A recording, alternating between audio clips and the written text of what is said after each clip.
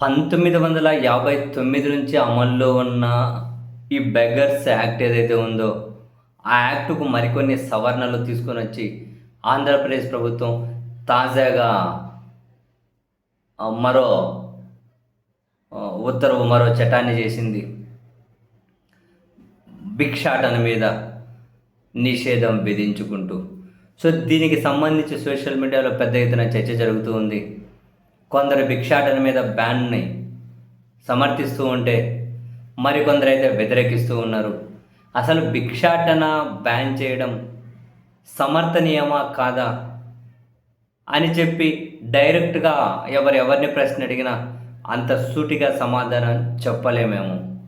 కారణం ఏంటి అంటే భిక్షాటన అంటే భిక్షం ఎత్తుకోవడాన్ని బ్యాన్ చేయడం ద్వారా నెగటివ్స్ ఉన్నాయి, పాజిటివ్స్ కూడా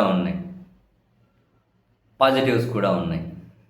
అయితే ఇక్కడ ప్రధానంగా భిక్షాటన అన్నప్పుడు మరోవైపు నుంచి వినిపించే మాట మానవుల అక్రమ రవాణా అని, బాలల దోపిడీ అని, చిన్నపిల్లల ఎత్తుకెళ్ళడం దగ్గర నుంచి ఇది ఒక మాఫియా అని చాలామందికి దీని మీద అవగాహన ఉంటుంది కూడా. భిక్షాటన చేసేట కొందరిని చూస్తేనే అనిపిస్తుంది చిన్నపిల్లలను, మరికొందరిని ఇదంతా కూడా ఒక మాఫియాలో భాగంగానే జరుగుతూ ఉంది అని.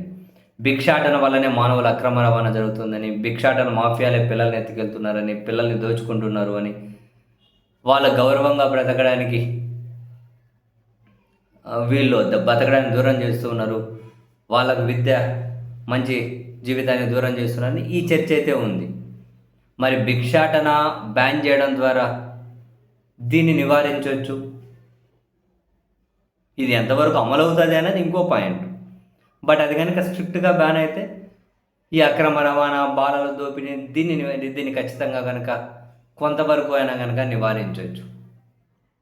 అండ్ దీన్ని మనం క్రిమినల్ కోణంలోనో లేకుంటే కేసులు పెట్టి అరెస్టులు చేసే కోణంలోనో చూడకూడదు. ఆంధ్రప్రదేశ్ ప్రభుత్వం కూడా ఈ రిహాబిలిటేషన్ సెంటర్స్కి పంపిస్తామని చెప్పి అంటూ ఉన్నారు. అక్కడ వృత్తి శిక్షణ, వాళ్ళకి జీవనోపాధికి సంబంధించి మంచి వైద్యం అందించే ఏర్పాట్లు చేస్తాం. 60 వరకు బెగ్గర్స్ కోసం రిహాబిలిటేషన్ సెంటర్స్ ఏర్పాటు చేస్తామని సర్కార్ అయితే చెబుతూ ఉంది. అయితే ఇక్కడ ఇది మంచిదే, వృత్తి నైపుణ్యానికి సంబంధించి వాళ్ళ ఆరోగ్యాన్ని చూసి గౌరవంగా బ్రతికే అవకాశం. బేసిక్గా భిక్షాటన అన్నది మనం ఈ మానవులు, పిల్లల అక్రమ రవాణా ఆ కోణంలో నుంచి కాకుండా ఆ ఎపిసోడ్ని పక్కన పెడితే మరో కోణంలో మనం దీన్ని నిరుద్యోగం కోణంలో చూడాలి, అండ్ పేదరికం కోణంలో చూడాలి, మానసిక మానసిక ఇన్బ్యాలెన్స్ కోణంలో చూడాలి. చాలా ఉంటాయి. కాబట్టి వాళ్లకు మంచి జీవితాన్ని ప్రసాదించే విధంగా మంచి ఫెసిలిటీస్ కల్పిస్తే రిహాబిలిటేషన్లో సంతోషమే.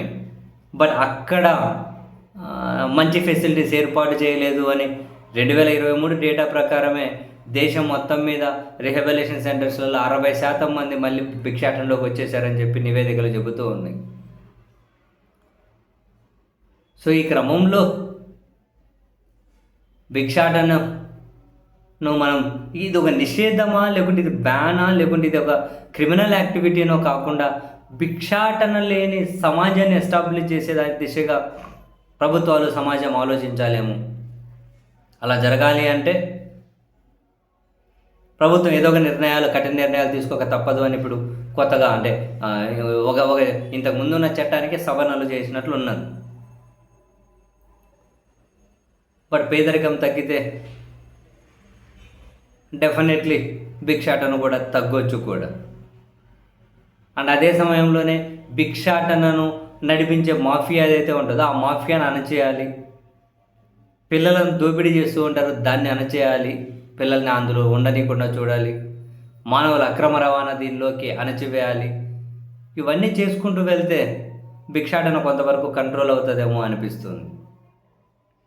బట్ ఆంధ్రప్రదేశ్ ప్రభుత్వం ఇంత భిక్షాటన నిషేధం ఇప్పుడు కొత్తగా ఏమీ ఆంధ్రప్రదేశ్ ప్రభుత్వం తీసుకొచ్చింది కాదు. 1959 నుంచి దేశంలో 20 రాష్ట్రాలు అమలు చేస్తున్నాయి.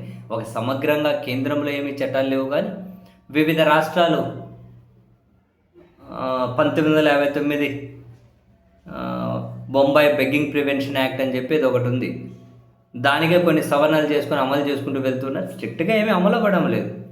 ఇప్పుడు దీన్ని భిక్షాటనను నిషేధాన్ని స్ట్రిక్ట్గా అమలు చేయాలని చెప్పి ఆంధ్రప్రదేశ్ సర్కార్ అయితే భావించుకుంటూ ఇక ఆ చట్టానికి సవరణలు చేసుకుంటూ కొత్త ఉత్తర్వులు అయితే ఇచ్చారు. మరి ఒకటి సింపుల్, భిక్షాటన చేసే వాళ్ళను క్రిమినల్స్గా చూడకండి. భిక్షాటన చేసే వాళ్ళను మరో రూపంలో చూడకుండా దానికి ఆల్టర్నేట్ పరిష్కారం వాళ్ళ గౌరవాన్ని కాపాడుతూనే వాళ్ళు ఈ వృత్తి నుంచి, ఈ భిక్షాటన నుంచి దూరం పోయే విధంగా ఏమన్నా కనుక మంచి ఏర్పాట్లు జరిగితే కొంతవరకైనా పరిష్కారం లభిస్తుందేమో.